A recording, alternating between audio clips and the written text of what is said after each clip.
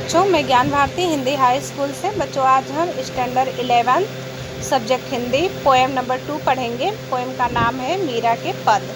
तो आइए सबसे पहले हम मीरा के बारे में समझते हैं। इन्होंने एक पंक्ति दी है, घायल की गति घायल जाड़े हियड़ो अगठा सजोए, जौहर की गति जौहर जाड़े क्या जाड़े जिड़ खोए। यहाँ पे इस पंक्ति में समझाया जा रहा है बच्चों कि जो घायल व्यक्ति होता है, पीड़ित व्यक्ति होता है, उसकी पीड़ा को एक घायल या पीड़ित व्यक्ति ही समझ सकता है जिसके दिल में कभी पीड़ा हुआ होता है। उदाहरण देते हैं कि जिस तरह से सोने चांदी अर्थात जौहर की गति एक जौहर ही जान पाता है, अन्यथा और कोई नहीं। मीराबाई की ये पदावली से लिया गया है। परशुराम चतुर्वेदी जी ने इस पंक्ति को लिखा है। मीरा का जन्म सन 1498 ईस्वी कुकड़ी गांव मारवाड़ा रियासत में हुआ। प्रमुख रचनाएं इनकी मीरा पदावली, नरसिंजी, रो महेरो। मृत्यु इनकी सन 1586 में हुई है। मीरा सगुड़धारा की महत्वपूर्ण भक्त कवित्री थी। कृष्ण की उपासिका होने के कारण उनकी कविता में सगुण भक्ति मुख्य रूप से मौजूद है। ये सगुण भक्ति करती थी बच्चों। सगुण और निर्गुण दो प्रकार की भक्ति होती है।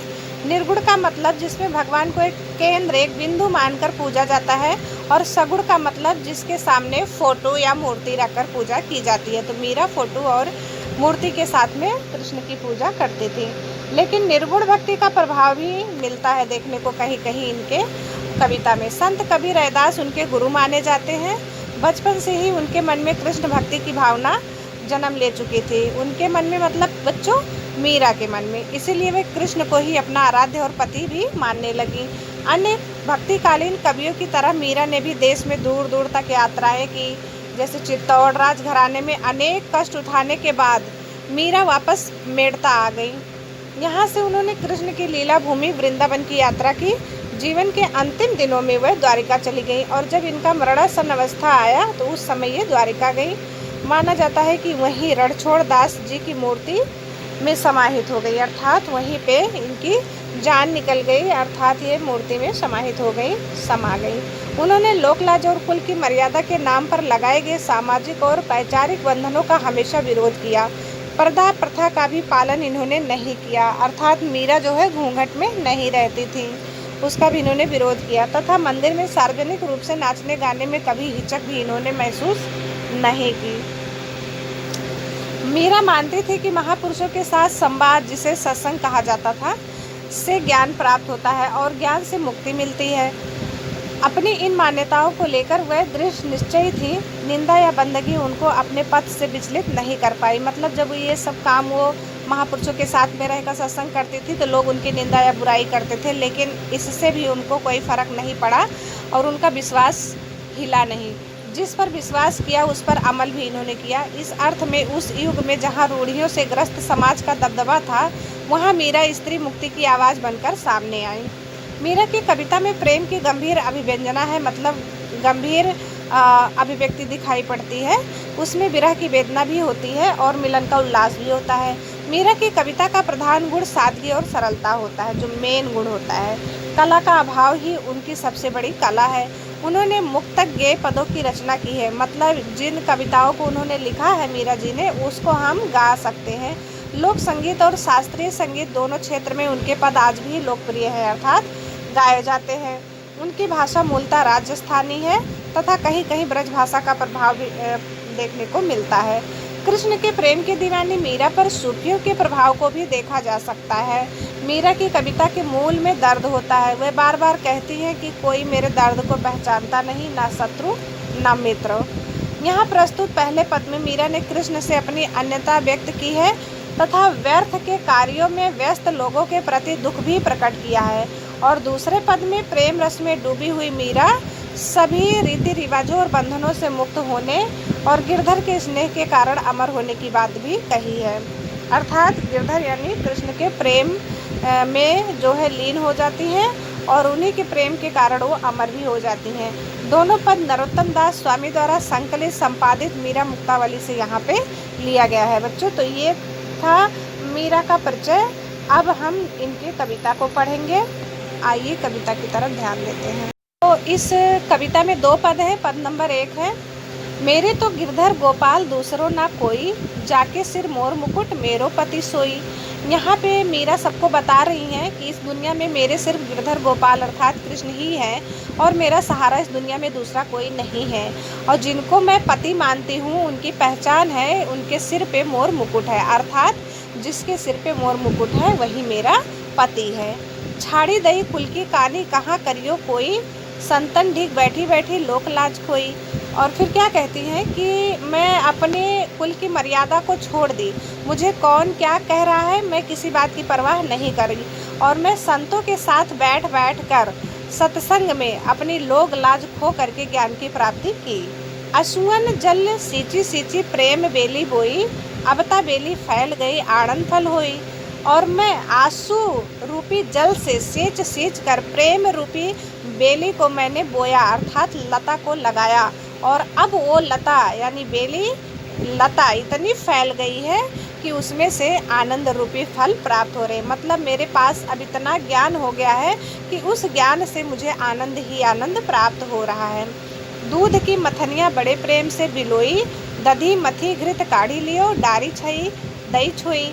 अब आगे क्या बता रही हैं, उदाहरण देती हैं कि दूध की मथनी को मैंने बहुत ही प्रेम से मथ लिया है, बिलोई लिया है, अर्थात जिस तरह से दूध के मथनी को बड़े प्रेम से मथा जाता है और उसमें से घी दही में से घी को काढ़ करके छाछ को फेंक दिया जाता है, उसी तरह से ज्ञान की प्राप्ति होने के बाद मेरे अंदर जितनी बुराइयां थी वो सारी बुराइयां निकल गई हैं और अच्छे अच्छे ज्ञान मुझे प्राप्त हो गए हैं। भगत देखी राजी हुई, जगत देखी रोई, दासी मीरा लाल गिरधर तारो अब मोई। और ये जगत संसार को देख करके अब मीरा, जब मीरा ज्ञान से परिपूर्ण हो जाती हैं तब वो जगत को देख कर जो है रोती हैं और भगत को देखकर अर्थात भक्त लोगों को देखकर खुश होती हैं। और वो कहती हैं कि ये संसार कितना मतलब बेवकूफ़, जैसे हम बोलते हैं बेवकूफ़ है, कितना जो है ये अपना समय बिना काम का व्यर्थ में गंवा रहा है मोह माया में पड़ करके। अरे भक्तों को देखो, भगत लोग सत्संग करके ज्ञान की प्राप्ति कर रहे हैं और कृष्ण के प्रेम का पान कर रहे हैं। मैं भी उसी तरह से कृष्ण के प्रेम का पान कर रही हूँ। अब तो मेरी कृष्ण से एक ही विनती है कि हे गिरधर गोपाल आओ और मुझे इस भवसागर से पार लगाओ, अर्थात मुझे तार दो। अब जो ये था पद नंबर 1 का भावार्थ। अब आता है पद नंबर 2। अब इसमें मीरा क्या कह रही हैं कि पग घुघरू बांधी मीरा नाची, अर्थात मीरा अपने पैरों में घुघरू बांधकर श्री कृष्ण के सामने नाच रही हैं। मैं तो मेरे नारायण सु आपे हो गई दास साची, मैं मेरे नारायण अर्थात कृष्ण भगवान की अपने आप जो है सच्ची दीवानी हो गई हूँ। लोग कहे मीरा भई बावरी, न्यात कहे कुलनासी। और इस प्रक्रिया को देखकर, मीरा की इस प्रक्रिया को देखकर लोग कहते हैं कि मीरा पागल हो गई है और उनके जात के लोग, उनके कुल के लोग, उनके हित व्यवहार के लोग कहते हैं कि ये तो कुल की नाशनी हो गई है, कुल को नष्ट करने वाली हो गई है। विष का प्याला राणा भेजा, पीवत मीरा हासी।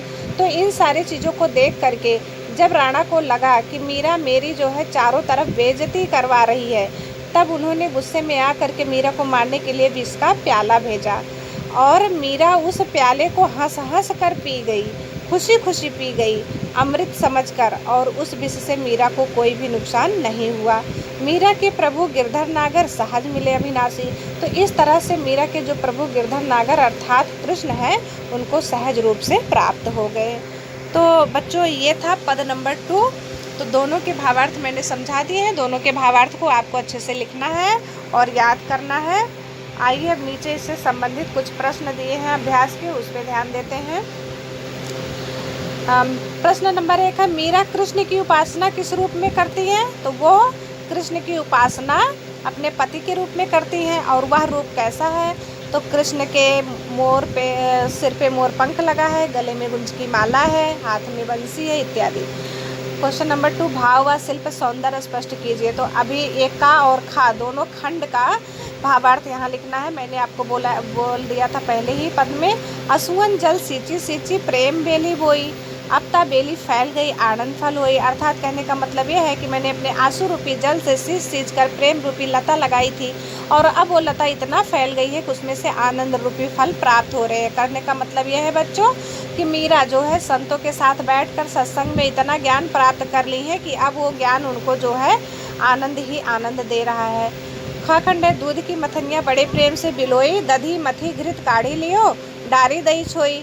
तो यहाँ पे मीरा कह रही है कि मैंने दूध की मथनी को बहुत ही प्रेम से बिलोया है, मथा है और उसमें से दही में से घी को काढ़ लिया है और छाछ को मैंने फेंक दिया। अर्थात मैं ज्ञान की प्राप्ति करने के बाद मेरे अंदर जितने भी विकट बुराइयां थी, जितने भी दोष थे, वो सारे के सारे मैंने अपने अंदर से निकाल दिए हैं और अच्छी अच्छी बातों को हमने ग्रहण कर लिए हैं।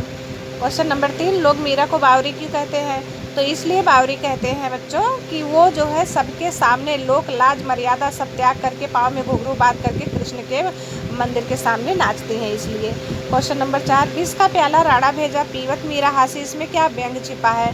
तो इसमें ये व्यंग छिपा है कि विष का प्याला राणा जी भेजे थे कि ताकि पी करके विष मीरा मर जाए, जहर को पी करके मीरा मर जाए और मेरी जो है चारों तरफ जो बेइज्जती हो रही है वो होने से बच जाए। लेकिन मीरा भगवान का नाम ले करके इस प्याला को खुशी खुशी पी जाती हैं और वो विष उनके लिए अमृत के समान हो जाता है। तो यहाँ पे जो राणा जी होते हैं उनका सारा स्वांग फेल हो जाता है, खराब हो जाता है, अर्थात व्यर्थ हो जाता है। 5वां प्रश्न है बच्चों कि मीरा जगत को देखकर रोती क्यों है? तो इसलिए जब उनके पास ज्ञान हो जाता है, ज्ञान से उनको समझ आ जाता है मीरा को कि कितना जो है आनंद प्राप्त हो रहा है, तब वो जगत को देखकर रोती है कि जगत कितना पागल है, कितना बावरा हो गया है। जगत मोह माया के चक्कर में पड़ करके अपना व्यर्थ का समय गंवा रहा है और ज्ञान की प्राप्ति बिल्कुल नहीं कर रहा है, इसलिए मीरा जगत को देखकर रोती हैं। पद के आसपास कल्पना करें प्रेम प्राप्ति के लिए मीरा को किन किन कठिनाइयों का सामना करना पड़ा होगा। तो यहाँ पे बच्चों आप लोग भी पोएम के आधार पे कल्पना करके लिख सकते हैं कि मीरा को कृष्ण की प्रेम प्राप्ति के लिए बहुत सारी कठिनाइयों का सामना करा था। राणा जी ने प्याला भेजा था विष का, उसको पिया उन्होंने, लोग उनको पागल बोले, उसको सहा, लोग उनको कुलनासी बोले, इन सब बातों को सहा। तो इस तरह से तमाम प्रकार की बुराइयों को सहते हुए मीरा जी ने अपने प्रेम की प्राप्ति की थी। ऐसे तमाम प्रकार की कठिनाइयों का सामना उन्हें करना पड़ा होगा। नंबर 2, लोक लाज खोने का अभिप्राय क्या है? तो लोक लाज खोने का अर्थ ये होता है बच्चों कि किसी के सामने एकदम निर्भय और निडर हो करके उठना बैठना, बोलना चालना, खाना पीना, नाचना गाना, जो मीरा जो है कर रही थी, क्योंकि उस ज़माने में ये प्रथा नहीं था कि कोई भी स्त्री किसी भी पुरुष के सामने बेपर्दा हो करके, बेपर्दा मतलब घूंघट ना काटना, पर्दा प्रथा का पालन ना करना और किसी भी पुरुष के सामने नृत्य वगैरह करना। तो लोक लाज का अभिप्राय ये है जो मीरा कर रही थी पोएम के आधार पे, जो अभी मैंने बताया था। क्वेश्चन नंबर 3, मीरा ने सहज मिले अविनाशी क्यों कहा? क्योंकि जब राणा जी ने उनके लिए प्याला भेजा था विष का, मीरा उसको पी गई हंसी हंसी अमृत समान समझ करके। तब वहीं पे कृष्ण भगवान खुश हो करके उनको जो है अपना दर्शन सहज रूप से देते हैं। इसीलिए मीरा ने कहा था कि सहज मिले अविनाशी, अर्थात मेरे प्रभु मुझे सहज रूप से प्राप्त हो गए। 4था क्वेश्चन है बच्चों, लोग कहे मीरा भई पावरी, न्यात कहे कुलनासी। मीरा के बारे में लोग, समाज और न्यात कुटुंब, यानी यहाँ पे लोग का मतलब समाज हुआ, न्यात मतलब कुटुंब यानी उनके परिवार की ऐसी धारणाएं क्यों है? क्योंकि उस समय पर्दा प्रथा का चलन था जो मीरा बिल्कुल नहीं मान रही थी। सबके सामने वो बेपर्दा हो करके नाच रही थी, गाना गा रही थी, भगवान की पूजा पाठ कर रही थी, समाज का वो बिल्कुल परवाह नहीं कर रही थी। इसीलिए लोग उनको जो है बावरी यानी पागल कहते थे और उनके घर के लोग, कुटुंब के लोग उन्हें हमारे कुल की नाश करने वाली है, इस तरह से कुलनासी कहते थे। अब आता है बच्चों शब्द छवि। आपके इस कविता में जो कुछ कठिन शब्द दिए गए हुए हैं जिनका अर्थ समझ कम आता है, इसीलिए उसको शब्द छवि के रूप में अर्थात शब्दार्थ के रूप में दिया गया है। आप इसको भी लिखिएगा और याद करिएगा। कानी है, कानी मतलब होता है मर्यादा, ढींग मतलब साथ, बेली यानी प्रेम की बेल जो लताएं होती हैं, बिलो यानी मथना, छोई यानी छाछ, सारहीन अंश जिसका कोई मतलब नहीं होता है। आप ही मीन्स होता है अपने ही आप, बिना प्रयास के। मीरा ने बोली थी मैं तो आप ही हो गई मेरे प्रभु की दासी, यानी बिना प्रयास किए जो है मैं अपने कृष्ण की दीवानी हो गई थी। साची मीन्स सच्ची। तो ये था जो है पोएम नंबर 2 मीरा के पद। बच्चों इसको मैंने अच्छे से समझा दिया है, आप लोग इसको एक बार अच्छे से पढ़िएगा, इसके भावार्थ को, शब्दार्थ को लिखिएगा, इसके साथ साथ इसके सारे क्वेश्चन आंसर भी लिखकर याद करिएगा। आज के लिए बस इतना ही। Okay, thank you.